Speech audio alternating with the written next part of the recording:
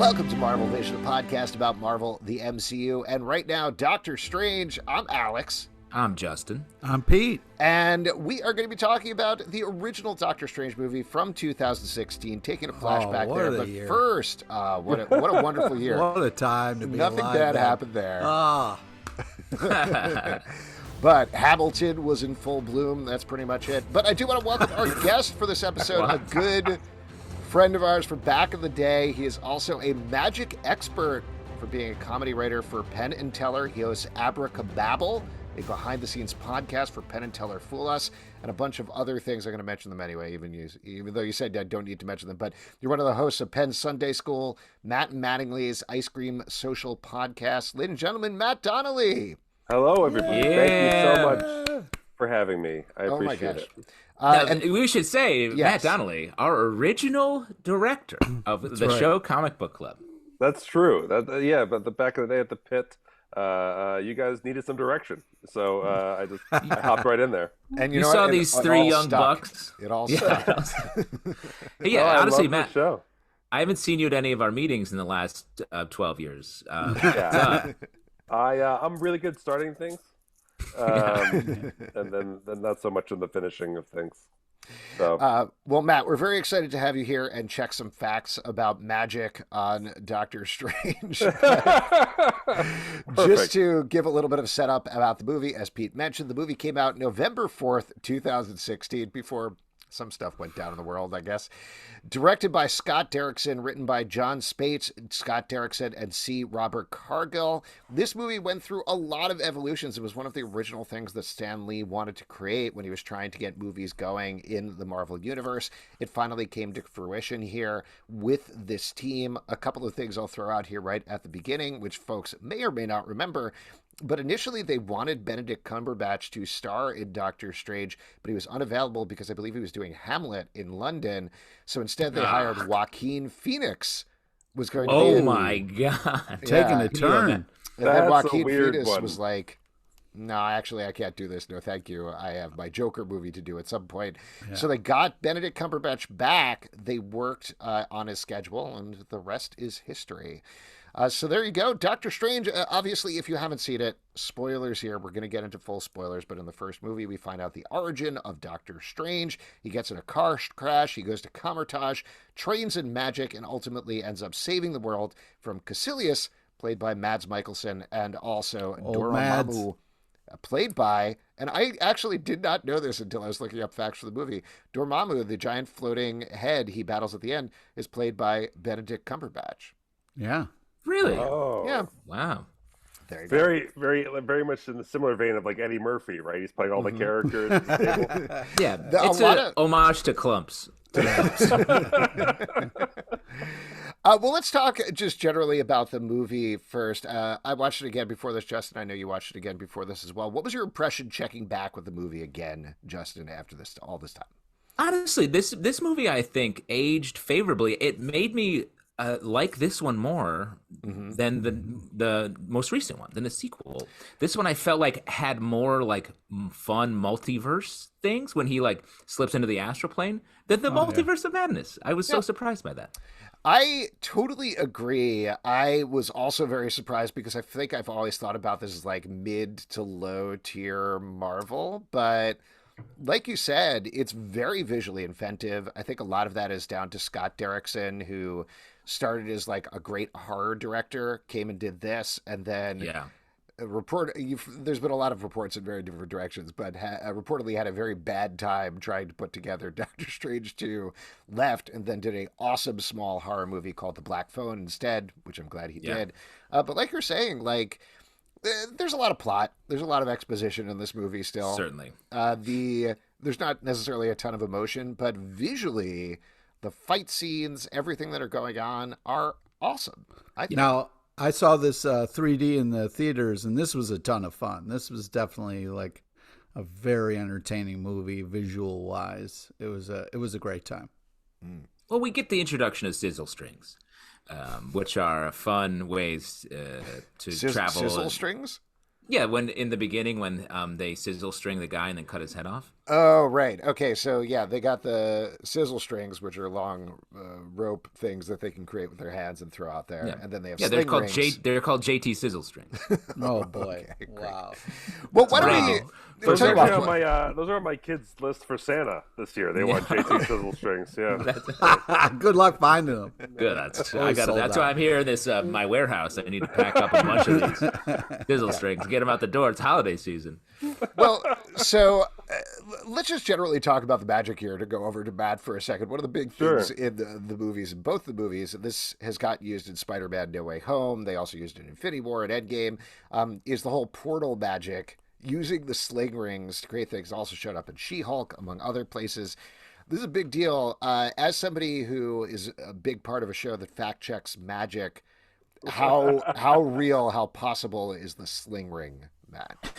I mean, as a visual, what happens is that it cuts to a core want of an audience, right? So like there is this is to move an object from one space and have it appear in another is a version of you want that type of trick in your magic show, in one form or another, and there have been even some of the earliest like viral games on iPhones was one where you just kept doing that with the different holes and putting the holes in different places to get the different, so it's like that it's something that like is in us. We want these things to exist. So it is on a key principle of magic. Can it be done on a stage show? Sure, it would be a very expensive stage show to make something like that happen. Honestly, just the illusion of creating a ring that floats in the air would be the hardest part. Getting things to go into it, disappear, and appear somewhere else, that's not that hard.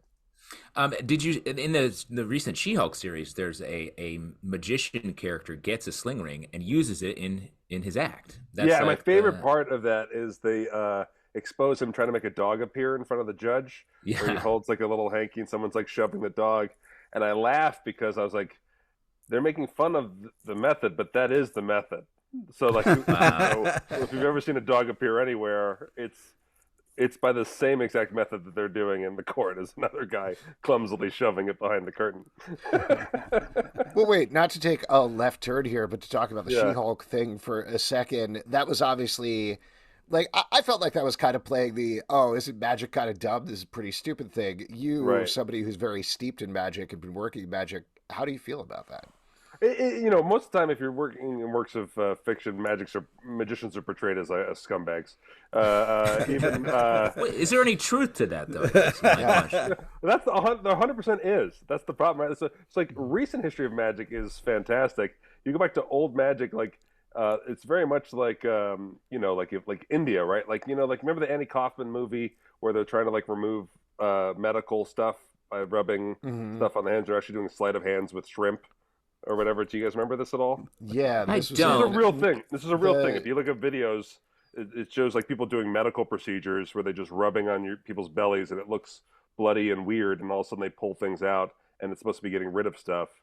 Magic has been used to con people for a very long time. There's like the poster you would see it. You see Alexander, the Man Who Knows. You'll see that poster is one of the most famous magic posters. That guy was a murderer, yes, I think rightfully so is the answer. It really was Penn Teller and Copperfield and Doug Henning who really changed the perception of magic in the modern way. It's funny you mentioned David Copperfield. Here we go.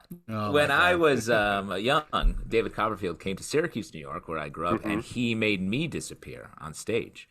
My brother was sort of tagged to be his assistant in the bit, and he got there backstage before the show, and he was too scared to do it.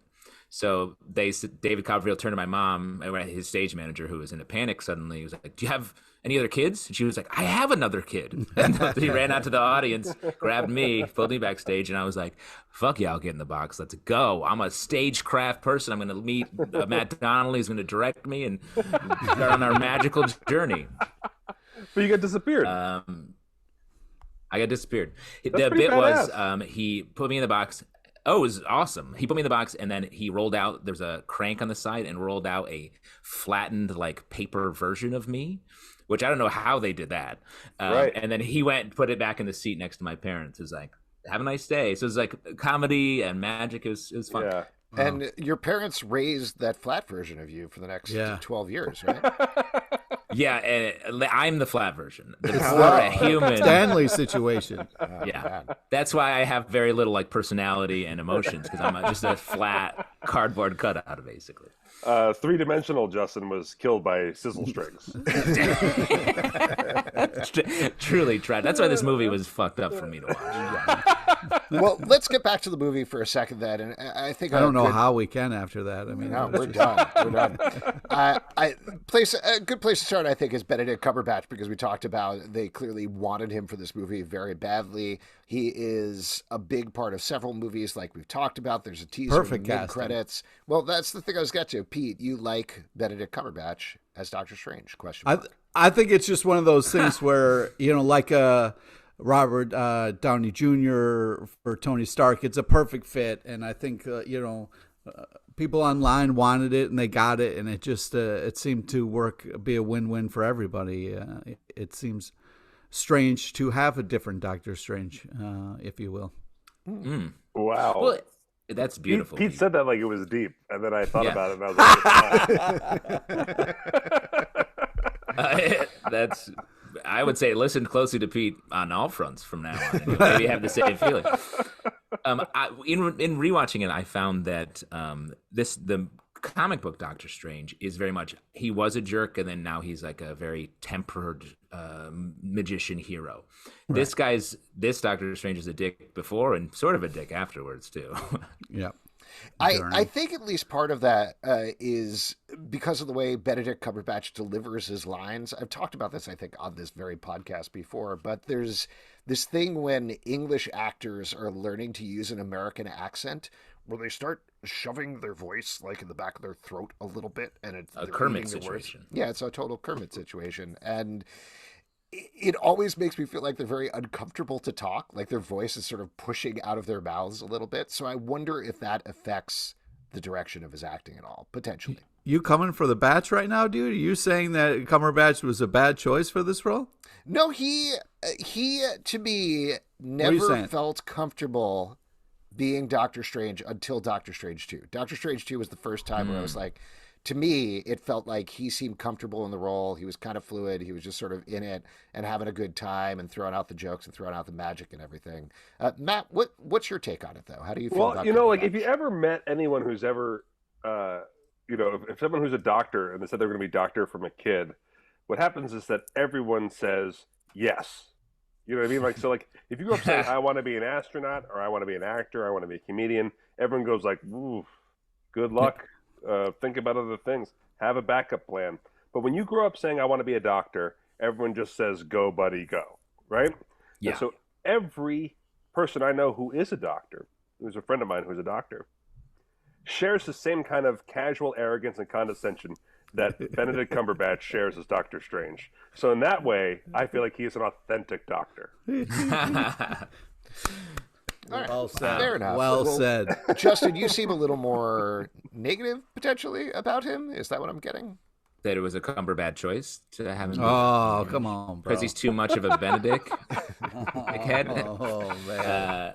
No, I think I like him in the role. I just think it's interesting. The movie seemed to make the choice to make him more of a jerk. And I think that sort of plays a little bit off of the Iron Man-ness. This movie seems to trace a lot of similar character points as the Robert Downey Jr. Iron Man movie. And so I think it makes sense that he sort of continue those personality traits the same way that Tony Stark does in this movie as well. Well, I think there's two sides to it, right? One end of it is they apparently spent a lot of time trying to figure out where in time they wanted to place the movie. Would it be an origin story, like you're saying, a la Tony Stark? Were they actually going to start from the beginning? Or would he already be Sorcerer Supreme, and start there and kind of go from there? Particularly because they had already mentioned him a couple of times throughout the various MCU movies before that. And ultimately, they did make the decision that we see here, but to the point that, and this is one of my favorite iterations that never happened of Doctor Strange, there was a version, I believe it was in 2007, where Guillermo del Toro was pitching Doctor Strange with Neil Gaiman writing it. And their take on it was that he's been around since the 20s or 30s. He's been Sorcerer Supreme. He's a drunk. He's an alcoholic. He's never aged. And then we're picking up with him in the 2000s, and that was he's kind of like. That all said, on the other end of the spectrum, I've certainly heard from a lot of different folks that what they want to do now that Robert Downey Jr. is no longer in the MCU, they want to use Doctor Strange as the Iron Man to kind of push things forward. I don't know necessarily where he's going to end up with that. We could talk about that later on in the podcast. But I think that both of those things really emphasize your point, Justin. I think like Benedict Cumberbatch is a star, and it's getting harder and harder to have those. You know, he's starring in movies, and he's a known name outside of it. And also, and the MCU has really had a hard time having hits with lesser known characters. And I think Doctor Strange before these movies was a lesser known character. So I think it's unusual how well Doctor Strange has done and how well he's in my kids' brains now, you know, compared to my understanding of him as, you know, reading comics as a kid, you know. Well, I think that's a great point, and I think a big part of that, and maybe the best use of the Doctor Strange has been in the Spider-Man movie, where he feels like he gets to be mostly funny, like a little bit magic, and a little bit of a hero, but mostly also, just like on the outside. You know? Also, Thor Ragnarok, he was great in. Yeah. Well, and I think, like you're saying, that's how he often works best in the Marvel Universe. There's been some great solo series that he's been in. Doctor Strange The Oath, which was by Brian K. Vaughan, I think. Yes, love that. Awesome, and they certainly pulled on that a little bit for this movie. But he is that character who lives at 177A Bleecker Street. He's in the Sanctum Sanctorium. Spider-Man crashes through his window. Is like, help, a magic guy is chasing me. He's like, no problem, I'm on it. I'll see you next issue. And that's kind of just, he's one of these characters that I think really helps flesh out the world. But to Matt's point and what he's saying in terms of like him sticking in kids' brains and stuff, I do think a large part of that is the costume, which they spend a lot of time building over the course of this movie, from him just wearing his regular doctor clothes to being down on his luck urchin who has nothing except for a broken watch to his name, to then you start to get the red and blue outfit, and then you add the Eye of Agamotto that's hanging there on the chain, and then you add the cloak. I mean, that big moment 3/4 of the way through the movie where he's fighting Caecilius in the Sanctum Sanctorium, and he just floats upwards with the cloak behind him, and you know behind the scenes they were like, this is our costume reveal, this is the big moment. And I think like he's a cool superhero magician. What is it neat about that? Yeah, I mean, the magical cloak stuff alone was worth the price of admission. That was just so much fun. Yeah, and how much did you pay in 2006 dollars, Pete? Oh, it's 2016, excuse me.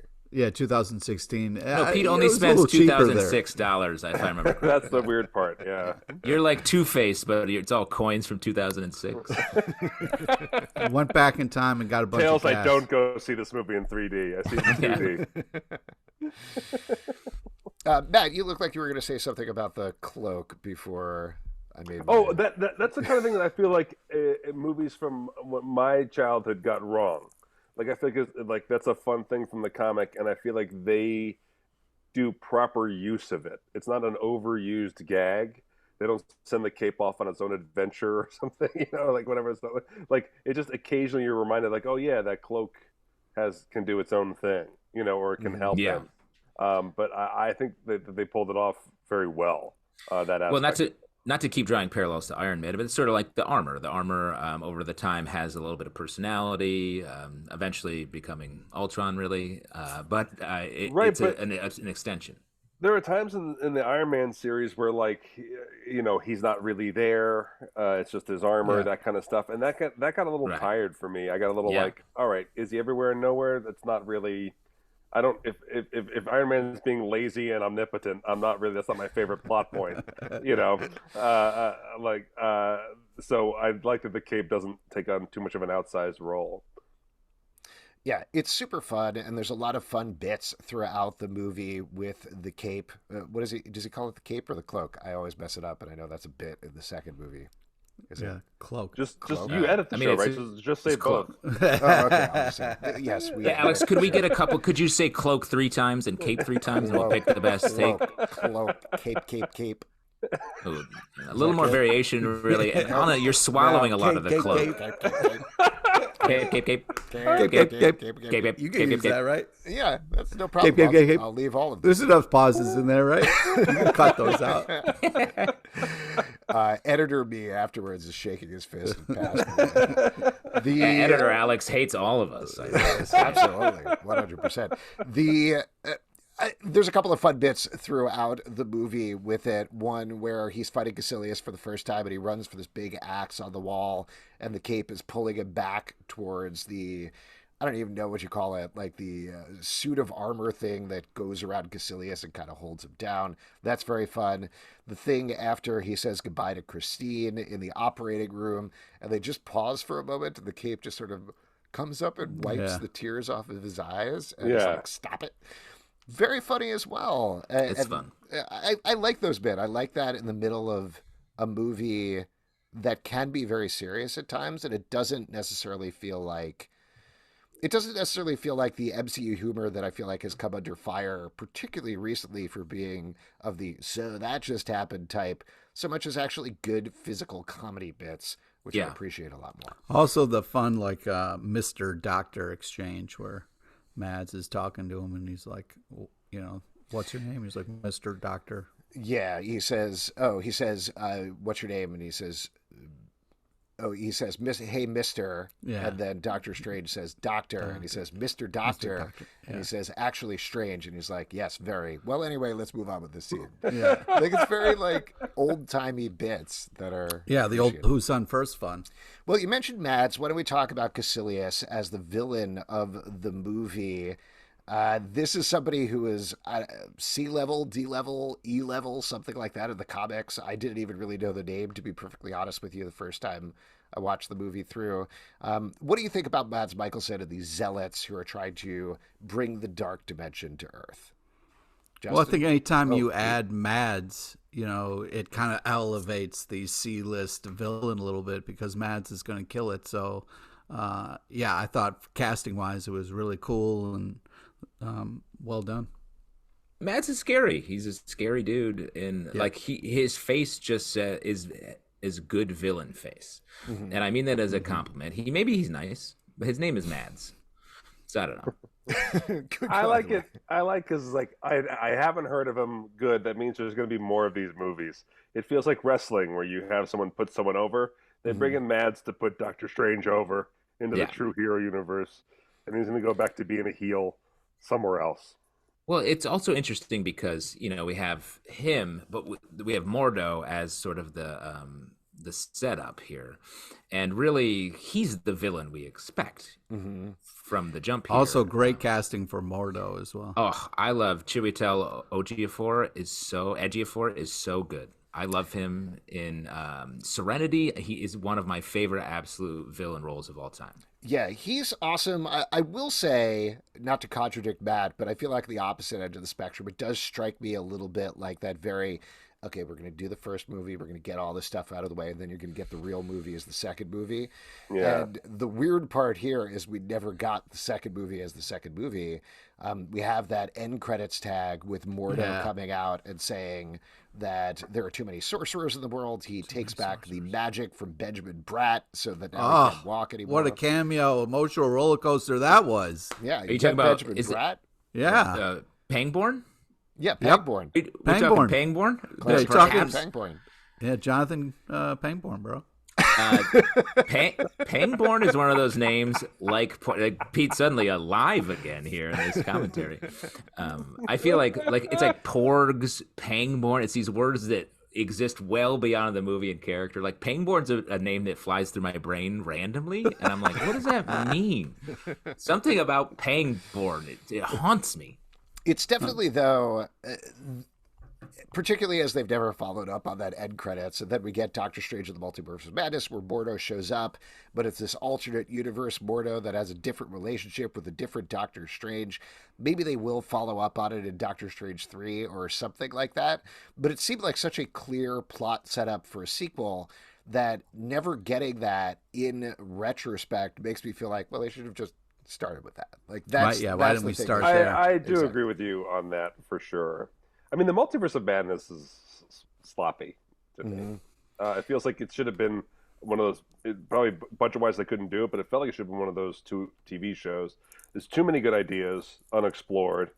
Everything's just so brief. They create characters that you're like, oh, cool, and then they're just gone in the next scene. You know, like it's just there's so many things going on, and also it's magic and multiverse. It's like it's so hard. Like, how many things do you want me to disbelieve and or keep track of? And that well, I think it's even harder because, not to talk too much about the second one, but when you're adding in multiverse, you already have in this first one introducing dimensions. And again, we talked about this, I think, way back with Miss Marvel, but kind of the way that it works, and it seems pretty normal to comic book readers, but I feel like it is too much for just a general audience, is you have the Marvel universe, and then you have like this stack of dimensions, like the mirror dimension and the dark dimension and all these different dimensions, and they're all part of the same plane. But then the multiverse, you have another universe that also has that stack of dimensions. So in Multiverse of Madness, you have all of that stuff going on, and like you're saying, Matt, it doesn't add up to anything. I don't know where my home base It's up is. to madness. Yeah. They accomplished it. They created madness.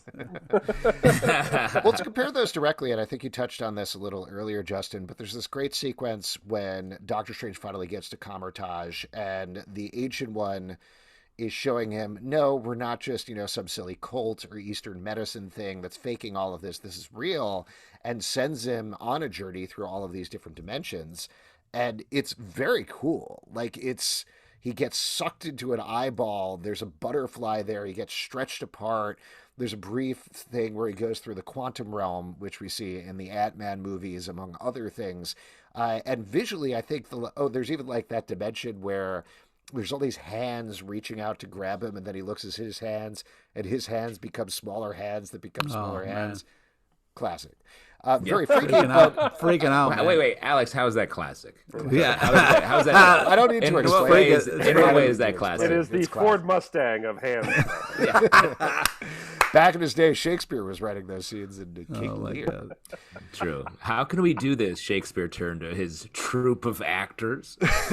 And they're like, doth my hands be made of many hands? But contrasting that directly, like watching that scene again, reminded me of the scene in Multiverse of Madness where he and America Chavez are falling through the multiverse, and it feels like they're falling through various screensavers when it happens. Like, comparing those two sequences, the visual inventiveness of what happens in the first movie versus like, we're briefly paint, now here's some dinosaurs or whatever. It's a huge step down, I felt like. Yes. Yeah. Okay. All right. Classic. Classic. Let's talk about some other characters in this movie. Oh, yes. Go ahead. You brought up the Ancient One. I think we have to say, maybe not the best casting, Well, I mean, talking about just general, maybe negatives about the movie, the bald Tilda. Like, I think, obviously, the fact that they chose a white woman to play the Ancient One is one of the most suspicious casting choices in all of the MCU. Which they've apologized for later on. Doesn't necessarily make it right, but Kevin Feige recently, I think in the past year or two, came out and was like, yeah, that was not the smartest decision. And I think even at the time they were aware, for those listening who aren't aware, the Ancient One was a very Fu Manchu stereotype in the comics. Of course, they didn't want to do that. They were trying to do different types of casting anyway, like Mordo in this is a black man. He is a white man in the comics. So they were doing stuff like that and trying to change it up a little bit. They had an idea of making the Ancient One a woman, but they got kind of stuck on the idea of, okay, Phil, if you have a woman of Asian descent who is a older woman, then you're going the dragon lady stereotype. And if you're going super young, then you're doing some sort of like fanboy fantasy type stereotype thing. And I think my guess is they just overthought it way too much. They said it was C. Robert Cargill. Or just shy of the right amount of time to think about it. It was just shy. Like, if maybe they thought about it a little bit more, they would have been like, You know? Well, what Once do you again, think? if you're wondering whether this parallels to magic, there is a definite history of Yeah. of magic treating Asian stuff as sacred, and that seeming awesome at the time, and now seeming totally stereotypical and disrespectful now. So this Do you feel parallels very like, I well with mean, magic. to ask about that, is there a movement to actually get those aspects out of magic and out of magic acts and push them forward into a more modern context? Yes, like there's literally things like called like Chinese sticks that they're trying to rename as just magic sticks. Linking rings, you'll hear a lot of times. Forever, those are only referred to as Chinese linking rings. Um, but the most famous example was basically there's a Scottish magician who basically saw Asian magicians getting booked more than he was, and he was pissed. So he committed to a life of Asian face, where he renamed himself Chung Ling Soo, and performed and lived as an Asian person in real life, complete with a translator he didn't need to the end of his days. Wow. And by the end of his days, he accidentally killed himself doing the bullet catch. So Ooh. that's Chung Ling Soo. And you And- do an after show podcast for him too, right? I do. Yeah, all of his shows, I go back and I do Well behind the after, scenes. deeply after, I talk, much after. I talk to his translator. Well, what do you think? I mean, not to piggyback it here, but given they kind of talk themselves into a corner, see Robert Gargill, who's one of the co-writers, referred to it once as a Kobayashi Maru, the no-win scenario from Star Trek, which Yeah. I don't know if that's true. Like, I feel like they could have figured out another way of doing it. What would have been the right way to cast the Ancient One? I don't know. I think didn't they try to clean up some of this in Shang-Chi? Mm-hmm. Try to Oh, clean that up some was of they their- cleaned up the Mandarin thing a little bit in Shang-Chi. Yeah. Not Right. the Ancient One, but Right. that was something I feel like they messed with in a totally different way, potentially. Yes. Yeah. I think people, but I think that the MCU's been so successful as creating a universe that, like, in the history of film, we've never seen anything like it. So everything gets super precious. But I think you can just go and clean up mistakes sometimes and just say, like, this is actually the thing. Like, actually just cast it right, get it right, and then just go forward with that as the story. And I think people would be okay with it more than you'd think. Yeah, 100%. Yes. So mistakes were made there. What were you going to say, Justin? I was going to say, I guess another thing that I think is worth talking about. What do we think about the romance in this movie? All right, well, first off, you back up. Oh, your interesting. truck. Pete's going to jump in on this. We're talking about Rachel McAdams here, okay? So that no negativity should be said out loud. I mean, this is I'm you're going to 2P on have a this love interest. I mean, come on. I love her too. I think McAdams, Gosling. Like, I think we're here for it. The Notebook. Yeah. Pete, you're crying right now. Game night, McAdams Bateman chemistry Yeah. there. Just a big Rachel McAdams fan. She's great. I would argue, no chemistry here. They left the chemistry set at home on this one. Well, that's the thing. If you do too much, I mean, you don't believe that Doctor Strange would kind of like not be with McAdams. You know what I mean? So, like, I feel like Wait, they what'd did you a just good say? job of keeping Is that them. a logic?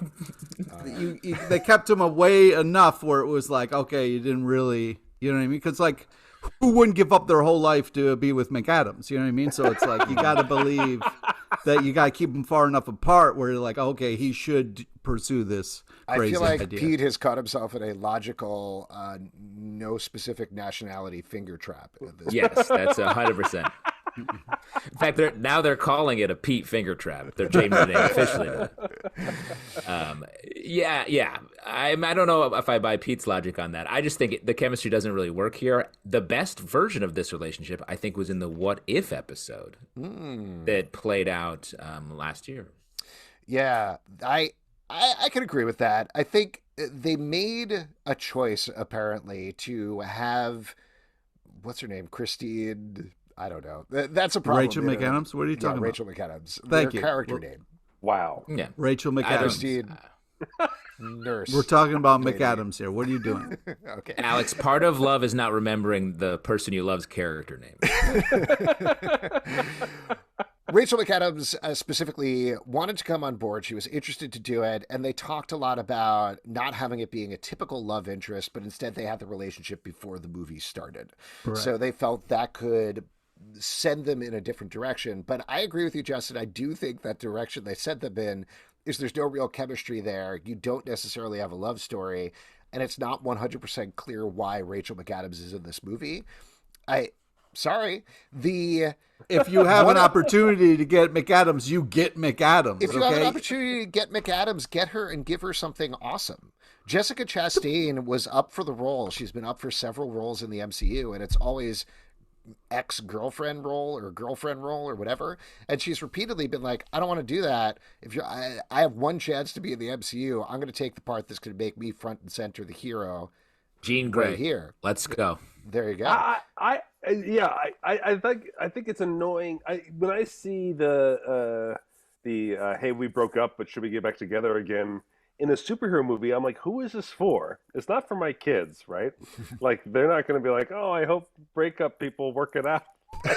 I don't, you know what I mean? Like, or like, is it for kids of divorced parents to be like, see, I feel seen?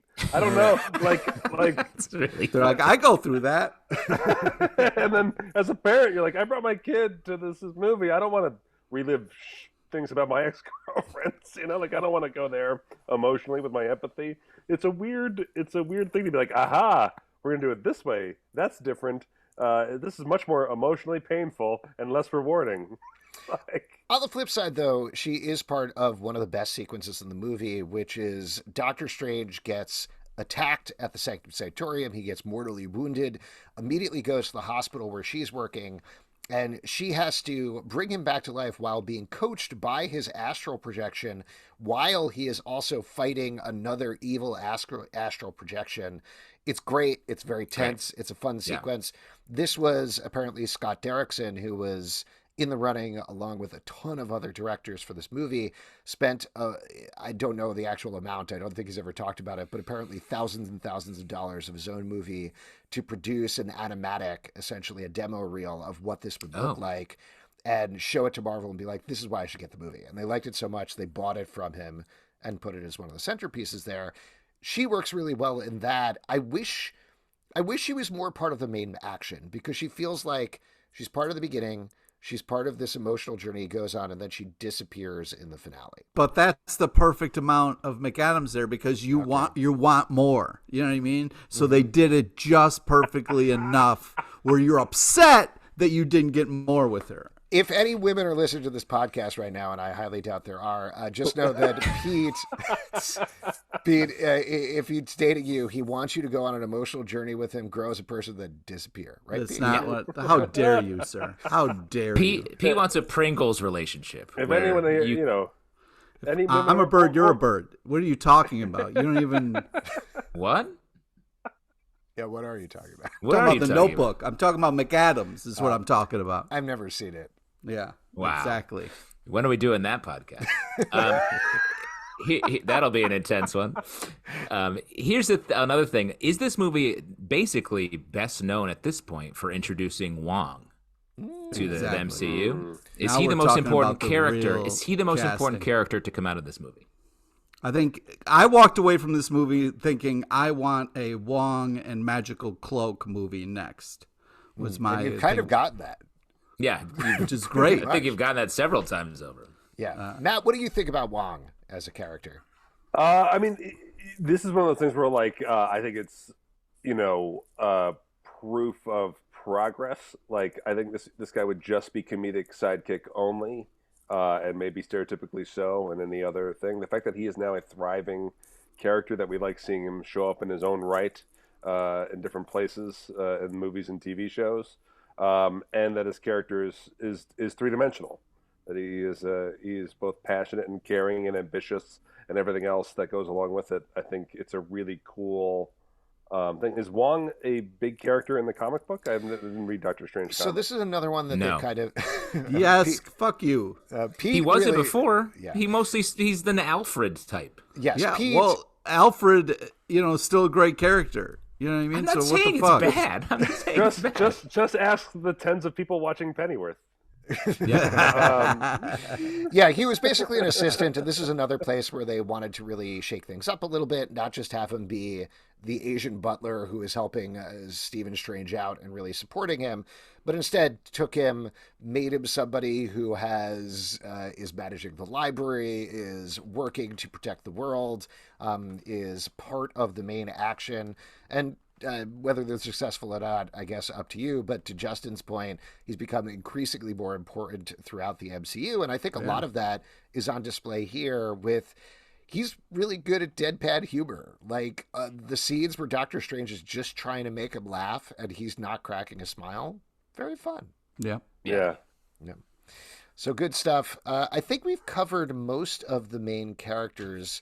A couple of quick... Oh, we didn't, of course, talk about Michael Stuhlbarg shows up here as Nicodemus. I'm forgetting the last name. I'm sorry. Pete probably knows it, but doesn't want to say it. McAdams. McAdams. He's great. He doesn't get to do much, but Nicodemus West, I think is what it is. West, but he has a very fun bit in Multiverse of Madness where he sees Doctor Strange at the funeral, and he's like, well, I lost everything in the 5 years. I'm really glad you're a hero. So even his payoff for that, very good. I mentioned the ghost fight. One thing we can talk about is the mirror dimension. There's this amazing mirror dimension chase that happens with Caecilius and his zealots, with Doctor Strange and Mordo, where they're in super danger there. Matt, to go back to you, I know mirrors are a big part of a magic act. They sure are. Yeah. How elaborate? Walking that around. They're also a big part of Tupac and Whitney's holograms performing. That's true. As well, Let me just say, they're a big part of my day. In the morning, getting ready, I look in them.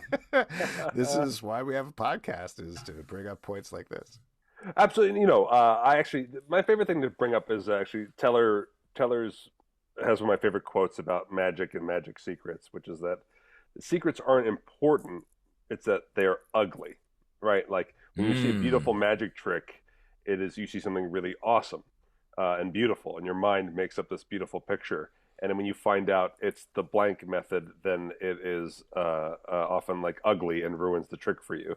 So it's not that it's like passing on secrets is so important. It's just that you risk ruining the beauty of something that someone else created.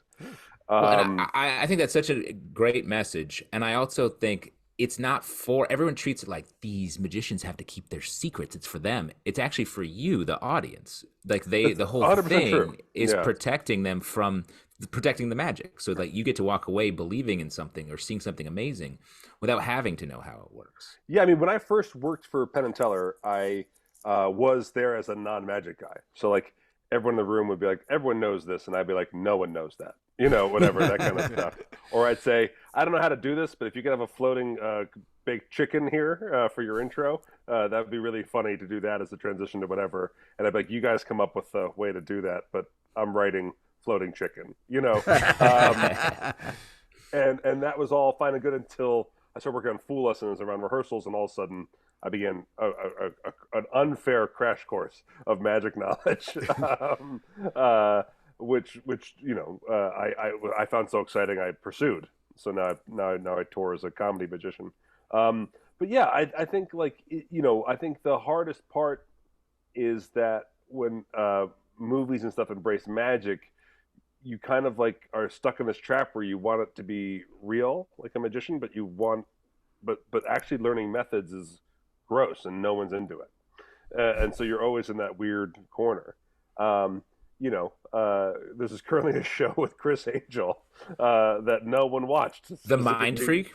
No. He has a new show where he teaches celebrities magic and celebrities perform magic, and it just premiered on CW and got a 0 rating. Oh, wow. A 0? Yeah. Is that part of the magic? Is the magic that he got a 0? It's a quick way to make the show disappear. He took all the listeners, took all the listeners into a box and a flattened version of them all exactly. At the bottom. And even they changed the channel.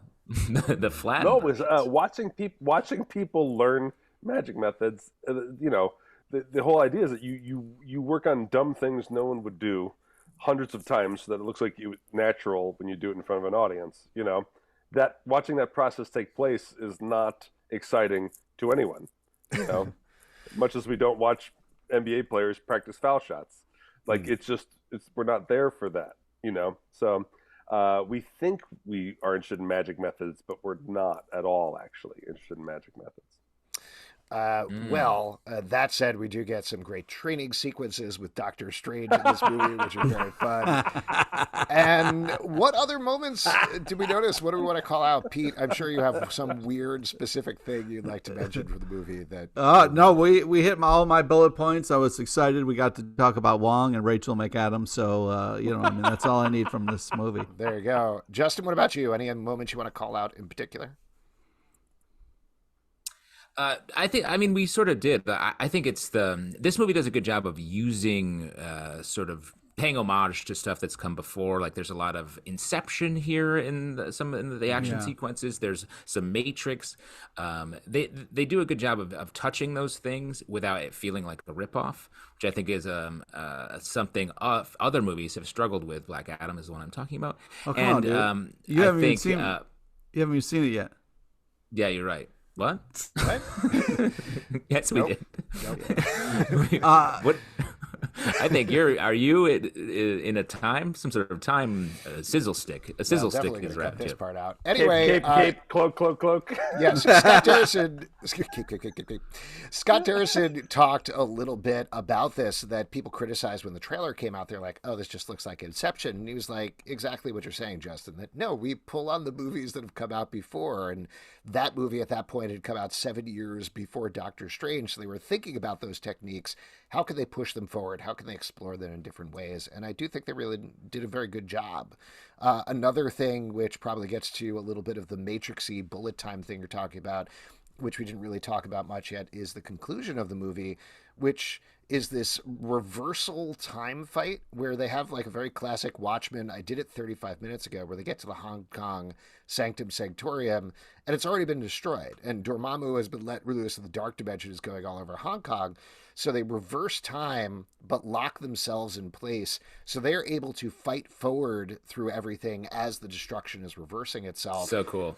Yeah. It's really awesome. It's That is very badass. cool to watch. Very fun. And then it ends in this very surprising sequence, which is the conclusion of the movie, where what Doctor Strange realizes is he doesn't have to fight and destroy Dormammu. He just comes to bargain. So It's got to outlast him. Exactly. And so he locks him in this time loop. And even though there is, like I was talking about, a lot of exposition throughout the movie, a lot of different sequences that are just over and over being like, here's how this world works and here's how magic works. This really gets back to his emotional journey, which he doesn't want to hurt people. He talks about, like, I'm a doctor. I want to do no harm. So how can he solve this situation in a way where nobody really gets hurt? Nobody gets killed. And that's ultimately what he does. And it's very cool and very simple. And it is Benedict Cumberbatch acting opposite himself. But it's one of my favorite conclusions in the MCU, just because it's not about like throwing a villain off a building or killing them or blowing them up in some way. Yeah, and just going forward, like in your personal lives, like I've tried this tactic in a bar fight and it doesn't work. Good to know. It's really hard to create a time loop in a bar, in the middle of a bar. After And you you've start had moving several backwards as stuff And happens. they're like, you're just moving backwards. Time isn't moving backwards, you're just- bro. Well, but I'm saying when I start moving backwards, the person I'm fighting with doesn't. That's the real problem. You got to talk to them about it beforehand. That's the thing. Yeah. You yell as you cup your bleeding nose. You yell, "I thought we were fighting backwards." 100%. But speaking of the ending, like with the post credits was so good, they kind of took that and put it right in the Thor movie. Well, that's a classic MCU thing to do, where they have somebody who is shooting the next movie, they pull a seat out and they put it in there. One of the nice little bits there is when we were talking about building the costume. We don't get to see this, but in that scene, he's wearing the classic yellow Doctor Strange gloves, which I don't think he's wearing in the actual movie Thor Ragnarok, but I honestly don't remember very well. But, that's kind of fun. A couple of other quick notes, and then we'll move and talk about the future before we wrap up here. So there's a bit where Christine, after she says goodbye to Doctor Strange, he goes back to the portal to the sanctum, where a broom falls and scares her. Apparently, that was real. That was real. Because Rachel McAdams is just like, you know what I mean? She's She's one scared of of the brooms? greatest. One Is that of the what you're saying? greatest. You Yeah. You know find what that it is? I don't know if attractive you're that joking, Pete, but that was actually a real thing. I know. Oh, Yeah.